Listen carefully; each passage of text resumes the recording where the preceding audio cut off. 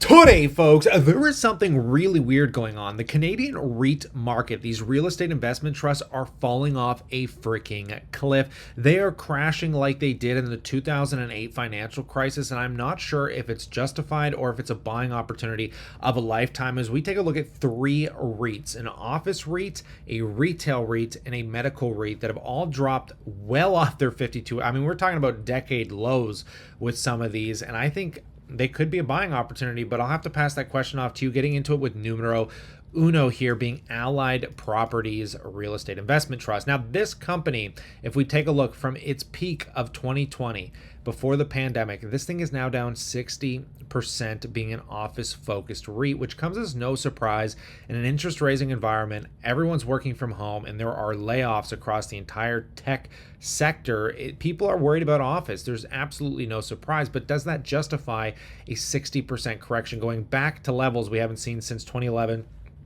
2012 with a 7.5% dividend yield. Let's ask the question, is the dividend affordable? Is this $3 billion market cap of real estate trading well below its value? Taking a look, first and foremost, for those of you that don't know their tenant basis, they are literally renting office space to Ubisoft. I mean, we're talking about Google Canada Corporation. You've even got Bell Canada in here, Morgan Stanley, TELUS Communications.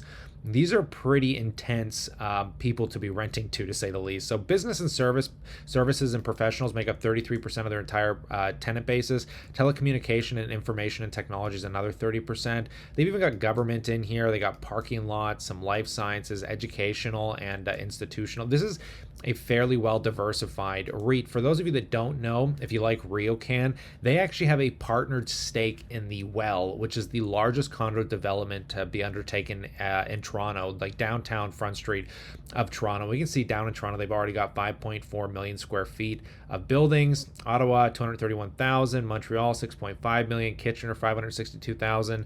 Calgary, 1.3 million. 129,000 in Edmonton, million square feet in Vancouver. This company is one of the most diversified REITs in Canada by far, and it's also one of the largest, which makes these numbers even more intriguing, because if we dive down into it, I'm just going to show you a few of these. With first and foremost, the leased area and the occupied area hovers around 90%, which is pretty resilient for offices. It'd be nice to see that much higher, but office and retail tend to tread a bit lower. But if we take a deeper look here, guys, we can actually see the weighted average remaining lease term in years. They have people with leases still lasting out to 5.6 years, and their total indebtedness, which is what blows my mind with this REIT, is 34.3%. If you sold all of this company's assets, they'd only have 34% of it indebted, which is astounding because most REITs traded around 50% in debt. So this is one of the lowest in Canada by far, with the interest covered ratio at 2.9 times. But taking this even deeper, let's ask ourselves, if they sold all that real estate, how much money would they have left over? Well, currently, as of 2022, the fiscal year, they were sitting on about 11.9 billion in real estate assets against about 4.7 billion in liabilities. So they're sitting somewhere between 7 to 8 billion in underlying asset value. And again, obviously that's fluctuating with the insanity of the market, but the fact is their market cap only trades for 3 billion.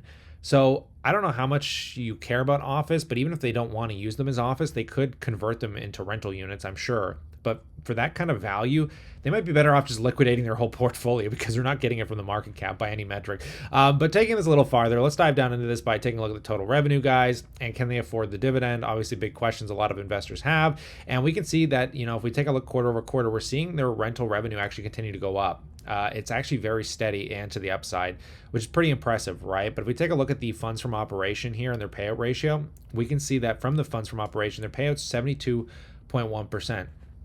So they have almost about 30% bleed room for that dividend in case there's fluctuations in the interest rates, which I'm sure they're starting to see some write-downs and losses. You have to do a much deeper dive because we can see their net income is actually one of the lowest we've seen in a long time at around 33 cents for Q3 of 2022, which is much lower than most of the quarters prior. So we have to dig down in and figure out what would be causing that.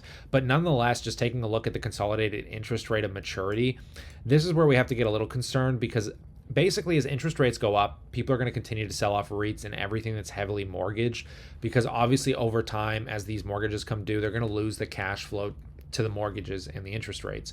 But inevitably, those interest rates are going to start to go back down. They ain't going to go back to zero, but inevitably they're going to go back down. And that's when these REITs will probably start to recover. But we can see with Allied, they don't have any more than about 4% of their entire mortgages coming due in any given year. But their total spread right now sits at about 3.11% for debt maturity. But overall, their interest rates are rather low, which could be a bit concerning. So we can see for the interest rates they have listed here at 1.8%, like inevitably these are going to go up. I mean, so you got to be real patient here, and year over year we should start seeing the cash flows get eaten away by having to renew these mortgages.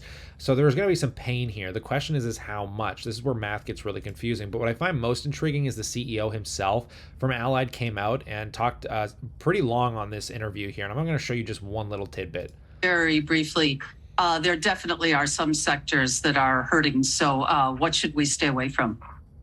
Well, I'm not even sure there are sectors that are hurting operationally. Office is doing very well operationally, even though it's not in favor. Retail is doing very well operationally. Industrial and multifamily residential are doing great. So operationally, people are in good shape.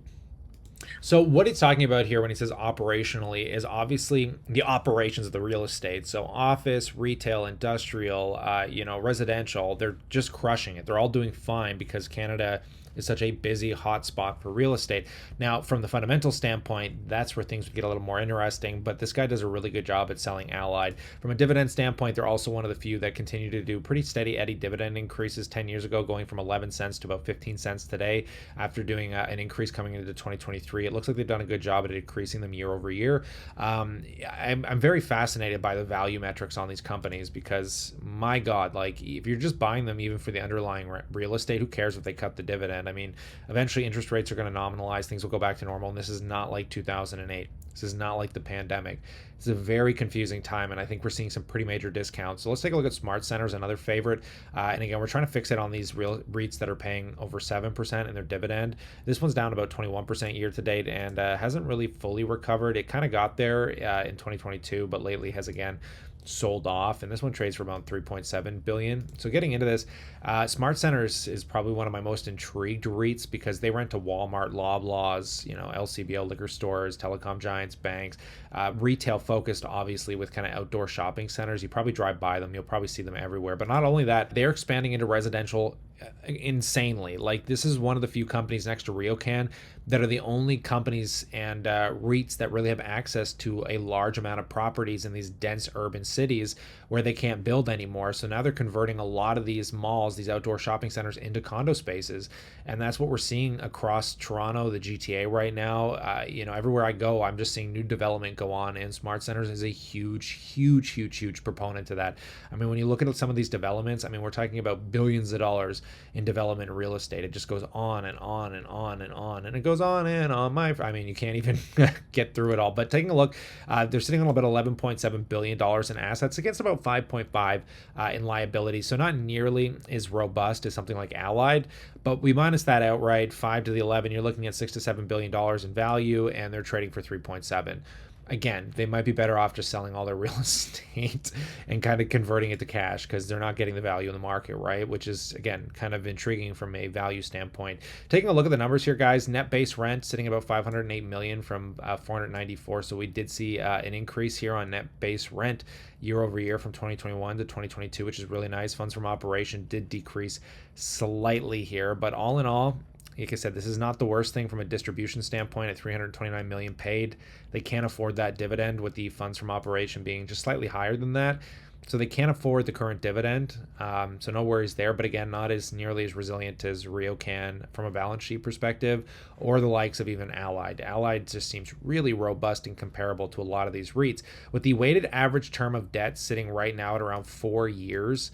Again, these are very short time frames, enough time to let the interest rate environment work itself out. I think inevitably it'll come down, but in 4 years when most of these come due, we're going to start seeing cash flow get eaten up, right? With the interest coverage ratio at 3.1 times. And finally here, folks, let's talk about Northwest Health Properties.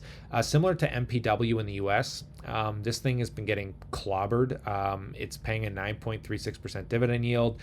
6 PE, and it's just recently gotten devastated. I mean, it's going all the way back to its 2016 levels. But getting right into this basic overview here, guys, they have some global diversification, but 61% hospitals and healthcare facilities, 37% medical office buildings, and then 2% life science, research, and educational. A little similar to Allied, as they have some life science exposure as well. But diving into this, this one's a little confusing to me. The way they're doing their earnings actually on March 31st. So in a couple days, we'll get to see the most recent updated earnings, which should give some clerical insight into if this is trading at a discount. But with $8 billion in assets against about $4.5 billion in liabilities, again, nowhere near as good as something like Allied. They're still trading with about $4 billion in underlying assets, 3 to 4, and we can see they're sitting at about 2. All of these REITs are trading at 50% or more below their net asset value. I cannot wrap my head around why or how much people have given up on the future expectations of these cash flows, but that's pretty astounding, right? And just kind of taking a look at some of the numbers here with net income, their net income has dropped off by half from 404 million to 261 million for the 9-month end here in 2022. Not exactly what I'd like to see. And if we take a look at the interest here, guys, well, what we want to take a look at is the mortgage and loan interest accrued. This is where things get intriguing to me because, again, if they have variable rate mortgages, we're going to see a dramatic increase, and that's kind of what we're seeing. From 2021 for this 3-month period for September, guys, we're seeing it go from 22 million in interest rates and mortgages accrued to 40 billion. Now that, or 40 million. We're not getting the billions here, but that could be because maybe they did some acquisitions. Don't really know, but it's gone up pretty dramatically for the 9-month, going from 68 million to 98 million. I'm gonna have to dive a lot farther to kind of wrap my head around this one. And again, no dividend increases here. This isn't a REIT that in its history since 2011 has increased the dividend. And I should say the same for about Smart Centers. You know, you go back 10 years ago, Smart Centers was paying 13 cents and now it's at 15 cents. They don't do a year-over-year increase like, say, Allied does. They're kind of just on a sporadic schedule for the increases. So when it comes to Smart Centers, Northwest Health Properties, this is a more opportune time to be paying attention to them, because if you were interested in these, you do your due diligence, you find them attractive here.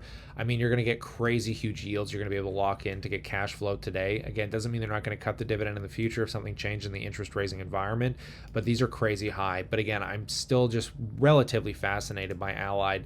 It might be going up there as one of my new Canadian REITs to really fixate on. RioCan's my favorite. I love the industrial sector with Granite, say Dream Industrial, the industrial REITs, but man, oh man, you can't help but admire this company's balance sheet. But on that note, I'll pass the question off to you. I'd love to know what you think in that comment section below.